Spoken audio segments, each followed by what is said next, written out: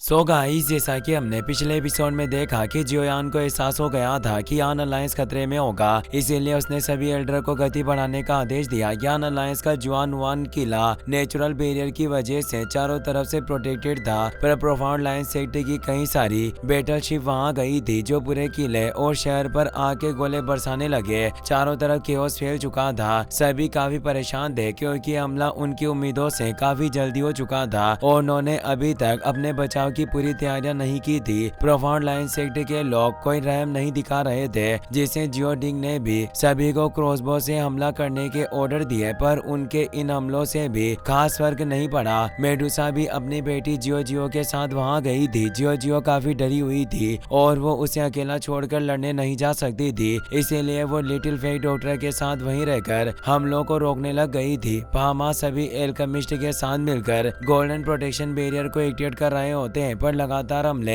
बाधा उत्पन्न कर रहे थे। तभी हाइबोडोंग की एंट्री हुई। उन्होंने फाइट एम्परर रियल्म में होने के बावजूद कई सारे लाइन सेक्टर के जंगी जहाजों को तबाह कर दिया था। शी तियान ने गुस्से में अपने फाइट वेनेरेट को उसे मारने भेजा, पर एल्डर तियान वो ने उन्हें बचा लिया था। गोल्डन प्रोटेक्शन बैरियर के पूरी तरह से एक्टिवेट होने से अब वो सेफ थे, जिससे वो चैन की सांस ले पा रहे थे। ये एक काफी पावरफुल प्रोटेक्शन बैरियर था जिसे आसानी से तोड़ा नहीं जा सकता था, इसीलिए प्रोफाउंड लाइन सेक्ट मेंबर ने भी अपने हमलों को धीरे धीरे करके रोक लिया। शी तियान को गुस्सा आ रहा था, पर अब वो कुछ नहीं कर सकता था, इसीलिए इस युद्ध को थोड़े वक्त के लिए रोकने का ऑर्डर देता है। तभी उसे वहां मौजूद 9th तियानजुन की आवाज आती है। वो बोलती है कि आखिर तुम युद्ध को क्यों रोक रहे हो। शी तियान जल्दी से उस 9th तियानजुन के पास आता है और उसे रेस्पेक्टफुली बताता है कि माननीय महोदय, शायद आपको पता नहीं होगा, पर इस जुआनवांग किले का golden city protection formation gold की तरह हार्ड है, इसीलिए हमें सीधे हमला करके अपनी ऊर्जा को बर्बाद करने की कोई आवश्यकता नहीं है। बेहतर होगा कि हमें जब तक प्रतीक्षा करनी चाहिए तब तक कि इस गोल्डन फॉर्मेशन की ऊर्जा समाप्त न हो जाए, उसके बाद हम आसानी से हमला करके इन्हें धूल में मिला सकते हैं। 9th तियानजुन मोयू इस फैसले से जरा भी खुश नहीं थी। वो उठकर उसके पास आई और धीरे से कहती है कि शी तियान, ये छोटी सी योजनाएं भी तुम्हें काफी ज्यादा चतुराईपूर्ण लग रही है। तुम अपनी फुल पावर का भी इस्तेमाल नहीं कर रहे और इस यान अलायंस को भी हड़पना चाहते हो। शी तियान माफी मांगता है कि मैं योजना बनाने में इतना अच्छा नहीं हूँ।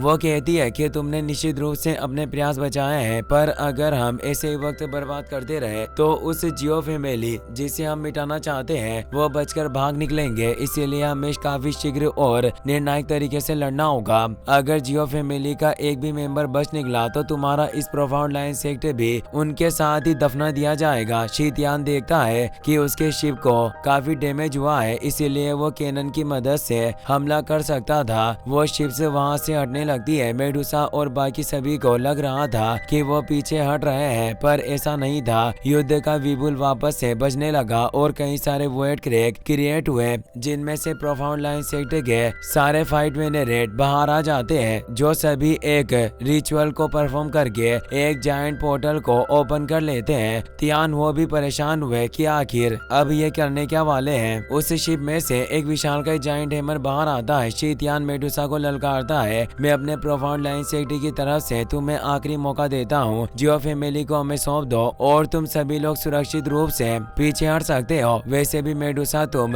स्नेक ट्राइब की रानी हो, इसीलिए तुम्हें यान अलायंस के लिए अपने जीवन को व्यर्थ में बलिदान करने की कोई आवश्यकता नहीं है। मेडुसा कहती है कि तुम हमारे दो क्लेन के बीच मतभेद को पैदा करने की कोशिश कर रहे हो। हमारा यान अलायंस कभी भी अपने लोगों के साथ विश्वासघात नहीं करता। जो लोग हमारे यान अलायंस को अपमानित करते हैं उन्हें निश्चित रूप से खत्म कर दिया जाना चाहिए। शी तियान बोलता है कि अगर ऐसी बात है तो फिर तुम मुझे इस हत्या की होड़ में शामिल होने के लिए दोष मत देना। अब तुम सभी लोगों का अंत होगा। और वो उस जायंट कैनन हैमर को पूरी तरीके से बाहर निकालने लगता है। जियो काफी डरी हुई थी। उसे एहसास हो गया था कि मेडुसा लड़ने के लिए जाने वाली है। मेडुसा लिटिल फेई डॉक्टर को कहती है कि अगर किले में इन लाइन सेक्ट मेंबर के द्वारा घात लगाकर हमला किया गया तो तुम जियो को लेकर पहले ही यहाँ से निकल जाना, क्योंकि जियो में मेडुसा के साथ जियोयान का खून था और उसे बचाना काफी ज्यादा जरूरी है। इससे ही जियो फैमिली भी सेफ रहेगी। लिटिल फेई डॉक्टर कहती है कि तुम इतने सारे फाइट वेनेरेट का सामना नहीं कर सकती, पर मेडुसा बोलती है कि तुम मेरी फिक्र मत करो। जियो उसे छोड़कर नहीं जाना चाहती थी और वो मेडुसा को भी साथ चलने को कहती है, पर मेडुसा उसे शांत करके कहती है कि तुम डरो मत, मैं शीघ्र लौटकर तुम्हारे पास वापस आ जाऊंगी। जियो के आंखों में आंसू थे, पर मेडुसा रुकने वाली नहीं थी। वो प्रोफाउंड लाइन सिटी की तरफ आगे बढ़ी।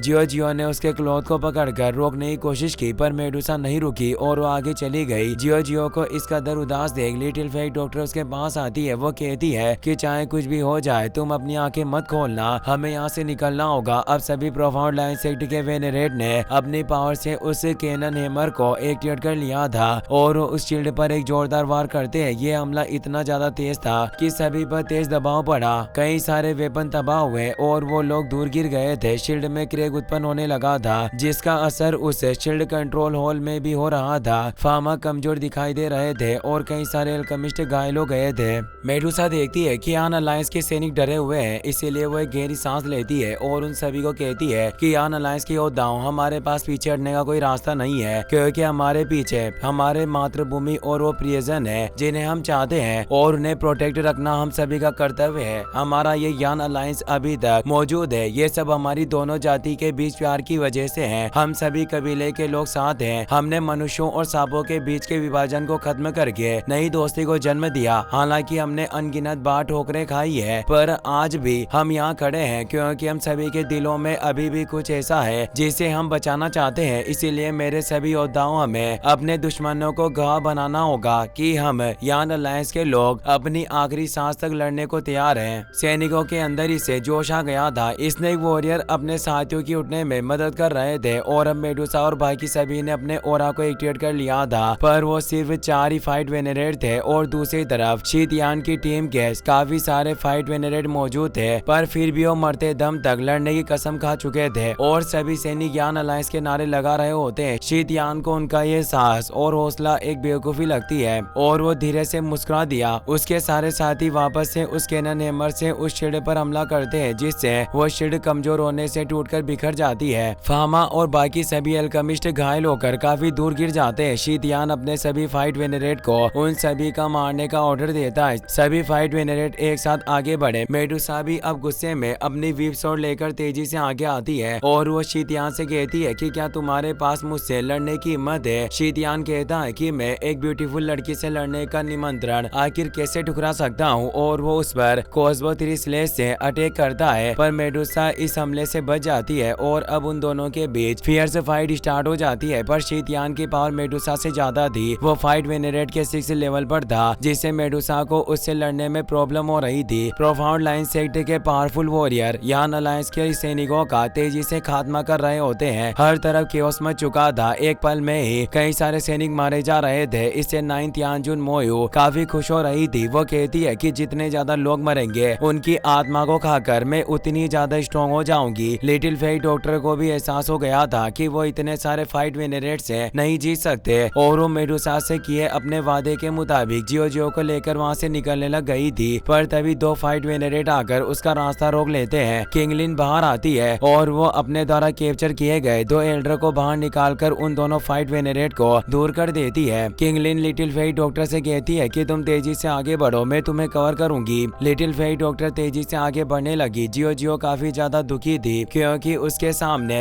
कई सारे सैनिक मारे जा रहे थे और उसकी माँ मेडुसा भी शीतयान से फियर्स फाइट कर रही थी। किंगलिन पर 3 फाइट वेनेरेट एक साथ हमला कर रहे थे, जिससे वो भी कमजोर पड़ रही थी और अब वापस से 2 और प्रोफाउंड लाइन सेक्ट के मेंबर लिटिल फेट डॉक्टर पर हमला कर देते हैं। लिटिल फेट डॉक्टर अपने फियर से पॉइजन पाम से उन पर हमला करके उन्हें दूर कर देती है। वो काफी तेजी से रन करते हुए आगे बढ़ी थी, पर अब कई सारे वेनेरेट उन पर हमला करने आ रहे थे। कोई उस पर आगे से हमला कर रहा था तो कोई पीछे से हमला करने वाला था। लिटिल फेट डॉक्टर का ध्यान सिर्फ भागने पर था और उसने अपने डूक्यू को एक्टिवेट नहीं किया होता। तभी एक फाइट वेनेरेट का हैमर लिटिल फेट डॉक्टर की पीठ पर जाकर लगता है। वो काफी बुरी तरीके से घायल हो जाती है। उसके मुंह से ब्लड आने लगा। जियो ये देखकर और ज्यादा दुखी हो गई। तभी 2 फाइट वेनेरेट उसे मारने के लिए हैमर अटैक करने आने लगे। लिटिल फेट डॉक्टर इतनी कमजोर हो चुकी थी कि वो 2 पावरफुल फाइट वेनेरेट का सामना नहीं कर सकती थी। जियो इतनी ज्यादा दुखी थी कि वो गुस्से से चिल्ला उठी। उसकी गूंज के साथ एक काफी तेज एनर्जी वहाँ फैल गई क्योंकि उसमें जियो ब्लड लाइन के साथ उसका 7 कलर्ड हेवन स्लोविंग पाइथन के साथ सीधा कनेक्शन था, जिससे उसके अंदर से फाइट वेनेरेट लेवल की पावर निकली, जिससे वो दोनों लाइन सेक्ट के फाइट वेनेरेट दूर हो गए। मेडुसा भी काफी घायल फ्लो गई थी, उसकी नजर अपनी बेटी पर गई। वो खुद उसकी पावर देख हैरान थी। लिटिल फेट डॉक्टर को कुछ समझ नहीं आ रहा था, पर इस पावर के इस्तेमाल से जियो की बॉडी काफी कमजोर हो चुकी थी। 9 तियानजुन मोयू ने भी इस पावर को नोटिस कर लिया था। वो अपने साथी सोल एनोई से कहती है कि इस छोटी सी लड़की की पावर काफी ज्यादा दिलचस्प है, जल्दी से इसे पकड़कर मेरे पास लाओ। वो दोनों सोल एनोई लिटिल फेट डॉक्टर के पीछे आ जाते हैं, जिससे वो समझ जाती है कि ऑल ऑफ सोल्स के लोग ही हैं जो पर्दे के पीछे छिपकर साजिश रच रहे थे। वो दोनों जियो को हासिल करने के लिए लिटिल फेट डॉक्टर पर हमला करने के लिए आने लगे, पर लिटिल फेट डॉक्टर अब अपने वॉयफुल पॉइजन को एक्टिवेट करके जियो को लेकर वहां से निकलने लगती है। पर वो सोल एनोई उस पर अपनी रोब से हमला करता है और कहता है कि तुम बच नहीं सकती, और आगे आकर वो उस पर हमला करने लगा। लिटिल फेट डॉक्टर अपने पाम से उसके हमले को रोकने लगती है, पर वो कमजोर होने से दूर हो जाती है। जियो ली वहां आ गया था। वो लिटिल फेट डॉक्टर से जियो को लेकर वहां से भागने लगता है, पर वो होलो सोल से एनोई जियो ली के पीछे भी आ गया था और वो उस पर एक पावरफुल हमला करके उसे दूर फेंक देता है और जियो को अपने पास ले लेता है। जियो ली देखता ही रह गया, पर वो कुछ नहीं कर सकता था। जियो डिंग, हाई बोटोंग तियान वो और किंग लिन परेशान हो गए थे क्योंकि उसे बचाने के लिए कुछ नहीं कर पाए। जियो होलो सोल से गए एनोई को देखकर गुस्से में उस पर अटैक करने की कोशिश करती है, पर वो उसे छू भी नहीं पा रही थी। वो फाइट वेनरेट एनोई कहता है कि इस